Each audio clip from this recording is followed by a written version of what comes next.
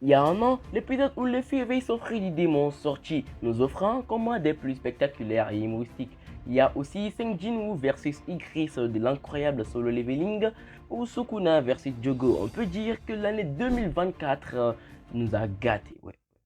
Il y a de cela quelques semaines, j'ai eu une idée de vidéo qui m'a traversé l'esprit. Je me suis dit, ok, j'ai pris un cahier et un stylo et je me suis mis à écrire, à noter toutes les idées qui me venaient à l'esprit. Donc le résultat est que j'ai choisi ce nouveau type de vidéo à intégrer à ma chaîne. Faire revivre 5 combats d'anime qui ont su éblouir, convaincre des millions de fans. Donc aujourd'hui, nous voilà partis avec ce premier épisode de cette nouvelle série, une très longue série, car les combats, ça n'en finit pas. Mais avant ça, laissez-moi vous parler des Super Ghost VPN.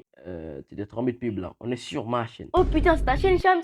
Putain, je savais pas, hein. Je crois que j'ai tourné une vidéo pour ma chaîne fantôme là, tu vois. Quel gros crétin, frère. Irrécupérable, hein. La team, le code des crétins, il s'est trompé de pub. Donc, je vais vous balancer la bonne là. Wesh, la bonne pub. Et c'est maintenant. Avant de commencer la vidéo, n'hésite pas à illuminer le totem sacré en t'abonnant maintenant et à laisser un pouce bleu sur cette vidéo. Si t'as aimé, tu peux aussi rejoindre le serveur Discord en description. Place à la vidéo. Je suis con avec le pub.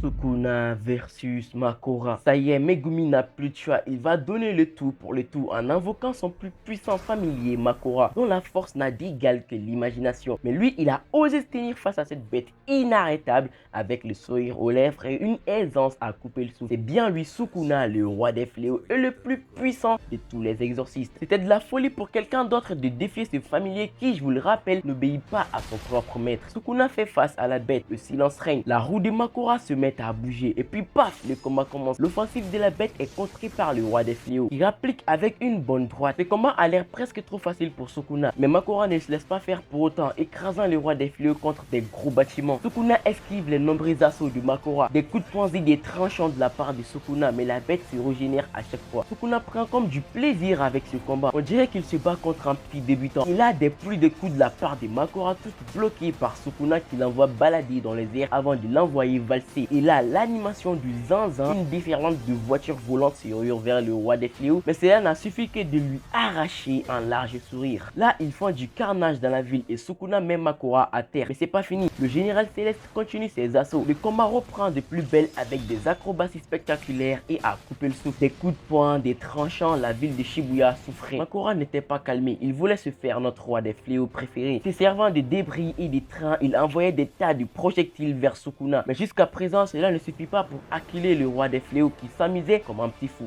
Sukuna était fier de sa technique, il réalisait des découpes parfaites encore et encore. Puis un crash d'avion s'effectue. Je pensais qu'il était à l'intérieur. Il se servait du décor comme des balles de pistolet, des rafales de bâtiments, d'infrastructures de tout genre. Makora devait en avoir plus cassé de la découpe de Sukuna, mais le roi des fléaux n'en avait pas fini, y compris la technique de Makora qui, grâce à sa roue, lui permettait de se mettre à niveau face à n'importe quel ennemi. Et là, le combat touche à sa fin dans les prochaines minutes. La voilà ou le voilà, le Ikitenkai, extension du territoire, l'hôtel démoniaque. Et là, Makora vient de pénétrer l'espace vital de Sukuna. Le combat est plié, le territoire détruit tout sur son passage, mettant fin à ce combat au sommet. All Might versus All for One. Bakugo s'est retourné au super vilain et fait désormais face à All for One en personne. Izuku et les autres veulent le sauver, mais ils sont paralysés par la peur. Et soudain, All Might fait son entrée et attaque All for One. All Might est gonflé à bloc à se débarrasser une bonne fois pour toutes d'All for One. Leur combat promet d'être violent envers le décor. All Might veut à tout prix sauver Bakugo avant de se concentrer sur All for One. Mais ce dernier ne se laisse pas faire. C'est alors qu'Izuku et sa bande mettent en place une opération de sauvetage et réussissent à sauver Bakugo, laissant le champ libre à All Might. Le reste des super vilains qui essayaient d'aller à la poursuite des Bakugo sont maîtrisés par d'autres héros. Le combat All Might All for One reprend. All for One mentionne le passé, mais All Might ne se laisse pas faire. Gran Torino lui conseille de ne pas écouter All for One car il commettrait la même erreur qu'autrefois. Les gens sont pris de peur en voyant la ville des Kamino en ruine et All for One s'y entête à All Might. All Might perd peu à peu de sa force à cause de sa blessure sur le ventre. All for One, comme toujours, sort des gros mots et essaie par tous les moyens de déstabiliser All Might pour pouvoir le détruire de la manière la plus cruel qu'il soit. Le vilain envoie une grosse repulsion vers le héros qui est contraint de tout encaisser car il y avait un civil pile derrière lui. Avec cette attaque, All Might atteint ses limites et révèle au monde son point faible, le symbole de la paix devenu un maigrichon. All for One veut complètement le détruire. Les gens commencent à douter et se demandent comment All Might a pu devenir ainsi. Mais malgré ça, il est toujours déterminé. Mais All for One joue sur les émotions et éclate le cœur d'All Might en lui disant que Tomura Shigaraki est en fait le petit-fils de son mentor Nana Shimura. Déstabilisés, les civils croient toujours en All Might et portent leur voix pour l'encourager à les sauver car c'est ce qu'il a toujours fait. All Might ne se laisse pas faire. Il transmet toutes ses forces dans son bras droit. D'autres héros professionnels viennent secourir les rescapés de la zone de combat pour donner totalement le champ libre à All Might. All for One aussi donne le tout pour le tout en combinant les haltères les plus puissants qu'il a à sa disposition dans son bras droit. Et là, les deux droites entrent en collision, créant une explosion. Malgré ça, All for One utilise un autre haltère pour envoyer l'impact vers All Might qui se retourne acculé. Tout à coup, il se rappelle des paroles de Gran Torino lui disant de se battre avec ruse. En conséquence, il passe instantanément la force de son bras droit vers son bras gauche et donne un puissant coup à All for One. Et quand ce dernier chargeait une attaque, All Might fait le même process et transmet la force de son bras gauche vers son bras droit. Et là, la frappe surpuissante, All Might enclenche son United State of Smash dans la gueule du vilain, le clouant à terre, remportant ainsi la victoire sur All for One pour la deuxième fois. Le combat entre Erza et Jelal fait rage, mais ce dernier prend les choses à la légère et ne laisse aucune chance à Erza. Soudain, il utilise son Bind Snake pour immobiliser Titania, mais alors qu'elle s'enfonçait dans l'éthérion, Natsu débarque et la sauve. Et ne m'en parle pas de cette scène de château Yoshi. Natsu est prêt pour le combat et enflamme son poing avant de se jeter sur Jelal, avant de l'acculer des coups de poing puissants suivis de deux de ses techniques signatures et enchaîne tout juste après avec son hurlement. Hélas, Jelal est indemne. Le combat recommence et Jelal utilise son météore pour acculer Natsu des coups. La rapidité de Jelal a augmenté avec son sort, donc Natsu essaie de se fier à son flair pour le suivre, mais Jelal est toujours aussi rapide, portant ainsi des coups de poing super rapides à Natsu. Et ce n'est pas fini, il enchaîne avec son grand chariot mettant Natsu à terre. Comme on pouvait s'y attendre de la part de notre chasseur de dragons préféré, il n'abandonne pas, jetant des cailloux vers Jelal avant de se relever totalement. Il cogne son poing contre le sol, créant des fissures mettant Jelal en sursaut avant d'enflammer son poing. Le combat reprend avec des offensives de Jelal repoussant Natsu qui arrive à s'en libérer avant de charger vers son adversaire. Mais Jelal le repousse encore une fois. Mais il se sert de son déséquilibre pour détruire le sol avec des flammes provoquant une irritation chez Jelal. Natsu était en train de détruire petit à petit la tour qui prit 8 ans pour sa fabrication. Jelal prépare une surpuissante attaque mais Erza s'interpose. Et même avec ça, Jelal lance son attaque et quand on pensait que ça en était fini, il monte se jeta sur l'attaque et le prix des plein fouet, provoquant ainsi sa mort. Natsu se rua vers Jelal et l'envoie valser. Tout à coup, on le voit consommer de l'éthérion. Comme on pouvait s'y entendre, ça a eu des effets sur lui négatifs, lui faisant souffrir le martyr. Néanmoins, il réussit à se contrôler et à éveiller la force du dragon avant de se jeter sur Jelal, l'acculant des coups avec rage.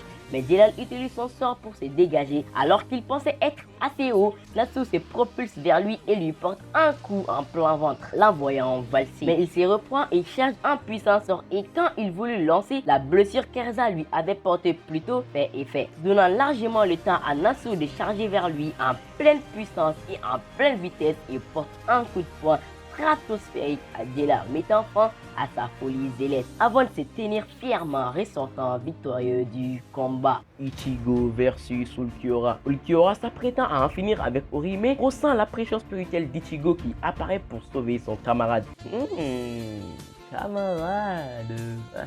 Une scène de regard après, les deux sabreurs échangent des coups de lame de tranchant. Le combat se lance avec des coups de sabre tandis qu'Ichigo semblait se donner à fond. Ulquiorra ne s'essoufflait même pas.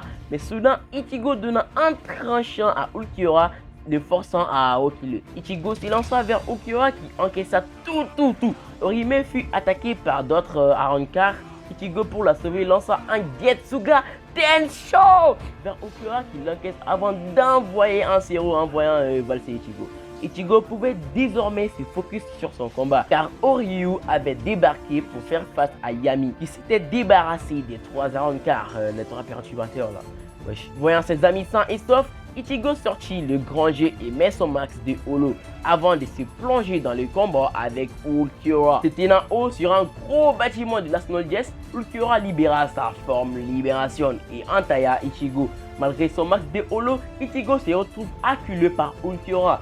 Il arrive à lancer un puissant Getsuga Tensho, mais Ulquiorra ne fait pas d'effort et le bloqua avant de lancer un puissant zéro, brisant ainsi le masque d'Ichigo. Le tenant par le cou, Ulquiorra est prêt à en finir et comme si c'était parti, Ulquiorra libéra sa forme Libération et envoya Ichigo valser. Ce dernier remit son masque de holo mais il n'est toujours pas au niveau. Sous les yeux médusés de ses amis, Ulquiorra envoya un zéro en plein torse d'Ichigo, le conduisant à sa mort. Le combat est fini. Ichigo est mort ou pas? Alors que tout le monde croyait qu'il était mort, Ichigo renaît ses cendres sous sa forme Vastolord. Avant d'entamer le combat, on pouvait voir qu'Ichigo avait le dessus, mais Ulquiorra ne se laisse pas faire. Néanmoins, Ichigo parvint à vaincre Ulquiorra, lui accordant la vie et la ressuscitation. Je sais même pas si on dit ressuscitation. Je m'en parle le couille. Par je ne sais quel miracle. Ouais. Saitama versus Boros. Saitama vient de déranger la paix mortelle de la salle du trône de Boros. Et une éternité de présentation plus tard, et passe un coup de poing qui détruit l'armure qui servait à conquérir l'incommensurable puissance de Boros. Et la transformation en en super extraterrestre. Et puis paf, aura monstrueuse. Boros s'élance à toute vitesse vers Saitama qui les bloqua. Mais c'est pas fini, il continue l'offensive avec des coups de poing galactiques, suivi des pas galactiques et des vols galactiques pour porter des coups de poing galactiques encore et encore. Le premier coup de Saitama arracha un bras à Boros, mais il fait tous les danses, pourquoi là? Alors que le premier coup c'est le moment où on l'arrache, ça n'a pas la tête. Des séances de commando super-héros plus tard, rafale des coups, pareil. Son et suivi galactique, encore. Le super vilain prend appui sur le sort et donne un coup au plein ventre du super héros, l'envoyant valser contre des gros bâtiments. Mais c'est pas fini, Boros prend les appuis galactiques et se jette sur Saitama, détruisant tout sur son passage avec une vitesse et une rapidité équivalente à celle des Champs. Mais c'est pas fini, il poursuit Saitama comme Tom et Jerry et puis paf, rafale des coups ici, là, ici aussi. Et venant en plein air, joli, je ne cesse de m'impressionner. Personne n'avait encore combattu d'égal à égal avec moi. Tu as l'honneur d'être le premier roi. Je vais concentrer toute ma force dans une boule de feu et elle te réduira en cendres si tu n'es pas de taille à l'arrêter. Derrière toi, tu l'as senti, celui-là. Désolé mec, j'ai rien senti. Météore, boost, coup de poing inimaginable, rafale de coups, destruction, en puisant ainsi dans mes propres fruits énergétiques.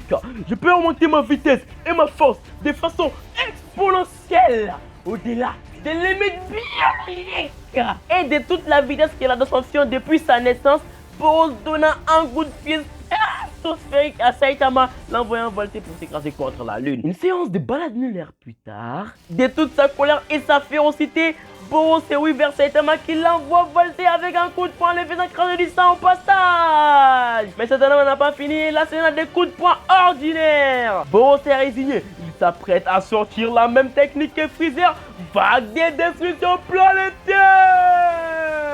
Alors je vais aussi utiliser ma botte secrète dans la série d'un coup veneur, la frappe bien vénère.